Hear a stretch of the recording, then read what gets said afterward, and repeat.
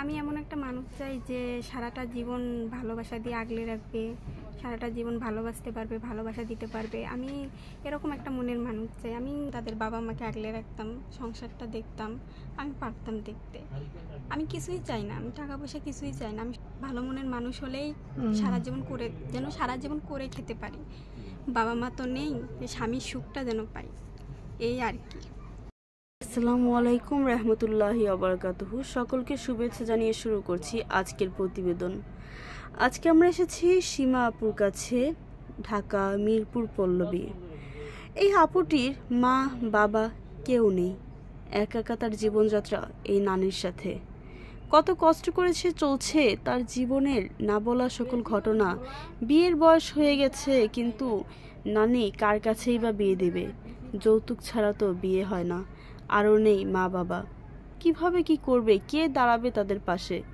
চলুন দর্শক, তাদের জীবনের ঘটনাগুলো তাদের মুখ থেকেই শুনি। আসসালামু আলাইকুম আপা, ভালো আছেন? ওয়ালাইকুম আসসালাম। হ্যাঁ, ভালো আছি। আপনারা সবাই ভালো আছেন? জি আলহামদুলিল্লাহ, আমরা ভালো আছি। আপনার বয়স কত? 23 বছর। 23 বছর? 3 সালে জন্ম। তো 3 সালে জন্ম, তাহলে 23 হয়নি, 22 হয়েছে আর কি। তো এখন আপনি বিবাহ করতে চাচ্ছেন, কেমন ছেলে দরকার আপনার? আপনার ইচ্ছা কি? দরকার হলেই তো হয় না, তারপর আপনার যে ব্যক্তিগত পছন্দটা সেটা কি? কেমন ছেলে হলে আপনি বিয়ে করবেন?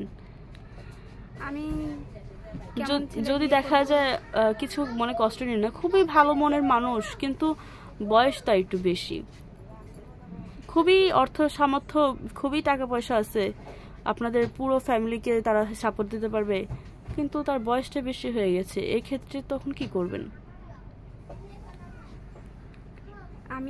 আমি দেখব।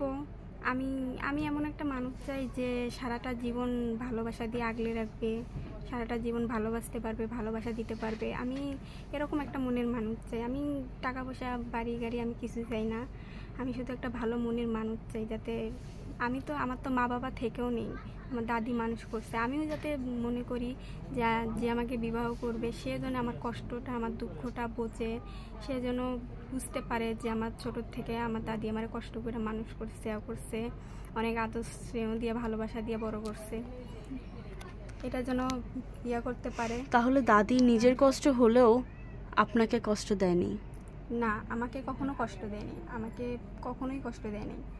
কিন্তু একটাই কষ্ট আর কি, জীবনে লাইফে যে টাকা পয়সা ছিল না, পড়ালেখা করতে পারে নাই। মা বাবা থাকলে হয়তো এতটা কষ্ট হইতো না। তাও দাদি আছে বলে তাও কষ্ট হইতেছে না, তাও দাদি চালাইতেছে, দেখে দাদি আছে বলেই তো আমি আছি। চলুন আমরা কথা বলি দাদির কাছে। আসসালামু আলাইকুম দাদি, ভালো আছেন? ওয়ালাইকুম সালাম, ভালো আছি মা গো।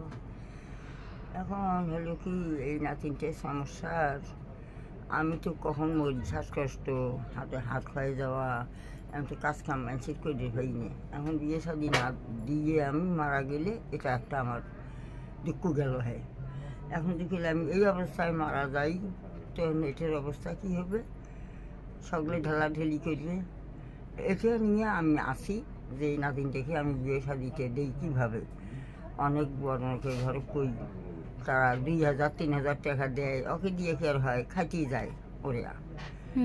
হ্যাঁ, খাটিয়ে যায়। আমি বিয়ে দিতে পারি না, যৌতুক নাগে 1 লাখ 1.5 লাখ, সোনা বানা নাগে, মানুষজন চাইলে আমার খাওয়া দাওয়া করা লাগবে। তো এখন ছেলে খুঁজে নেছি, ভালো চাই ছেলে খুঁজেছি, টাকা পয়সারও দরকার। টাকা ছাড়া বিয়ে দিতে পারছেন না? না। তাহলে নাতিনকে বিয়ে দিবেন, মূল সমস্যা হচ্ছে আপনাদের এখন দাঁড়াচ্ছে যে যৌতুক বিহীন বিয়ে শাদী করতে পারছেন না। একটা ভালো ছেলে দরকার, মূল কথা। জি, এখন তো আমি কাজ কাম করি ভাই নিয়ে লেহার খাওয়া যাওয়ার জন্য শ্বাসকষ্টটা ওষুধ খেয়ে না দম মারছি, কিন্তু ওটা আমার ওষুধ নিতে বেরি হয়নি, তাও যা করছি।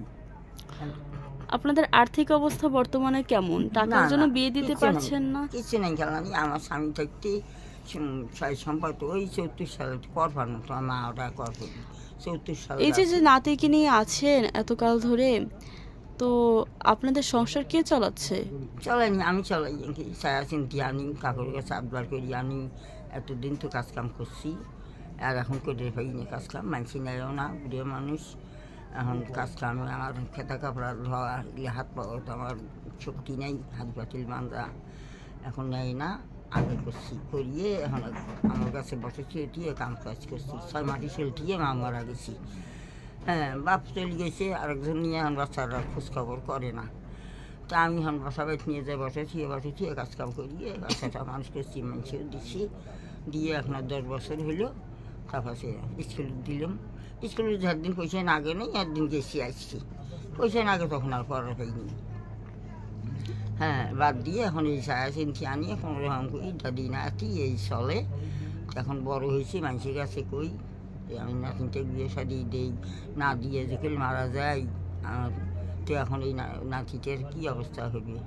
বিয়ে শাদি দিয়ে আমি নারী চারি দেখিয়ে মারা গেলে এটা একটা কষ্ট আমারও গেল হয়, আরও ঠাই হইল হয়, একটা ছেলে হাতত পেলে ঠাই হইল হয়। হ্যাঁ, এলে মানুষের কাছে কই। এখন আপনাদের গ্রামের বাড়ি কোথায়? গাইবান্ধার পুবি। গাইবান্ধা। হ্যাঁ, গাইবান্ধার পুবি। আপনার এই যে আপুরা কয় ভাই বোন আপনারা? আমরা না। আমরা 2 ভাই বোন। 2 ভাই বোন। নাই বেশি নাই ভাই বোন।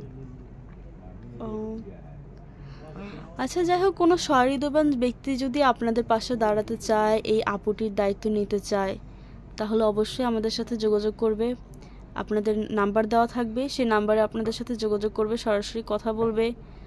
আশা করি যে আপুর যেমন একটা লক্ষ্মী, ভালো, ভদ্র, এরকম ভদ্র একটা কোনো হৃদয়বান পুরুষ যদি আপনার কাছে থাকে, এই কামনাই করছি। আপু কি আরও কিছু বলতে চাচ্ছেন? না, আমার আর কিছু বলার নেই। আমি তো বলে দিলাম যে একটা ভালো মনের মানুষ পাইলে আমি ভালো থাকতে পারতাম। বাবা মা তো নেই, স্বামীর সুখটা যেন পাই, স্বামীর ভালোবাসা যেন পাই, এটাই। জীবনে টাকা পয়সা দিয়ে কখনো কেউ সুখী হতে পারে না। সুখটা হলো ভালোবাসা, ভালোবাসা পেলে সবাই সুখী হতে পারে, সবাই ভালো থাকতে পারে। আমার তো মা বাবা নেই, এই জন্য আমি চাই যে একটা ভালো মনের মানুষ যে আমার কষ্টটা, আমার দুঃখটা বুঝতে পারবে, যে আমার পাশে দাঁড়াবে।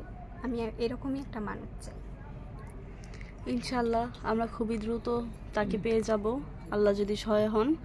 তো দর্শক, এই পর্যন্ত ভালো থাকবেন, সুস্থ থাকবেন, আর আমাদের পাশেই থাকবেন, যাতে হচ্ছে এরকম অসহায় পরিবারের পাশে দাঁড়ানোর সুযোগ পাই আমরা সবাই।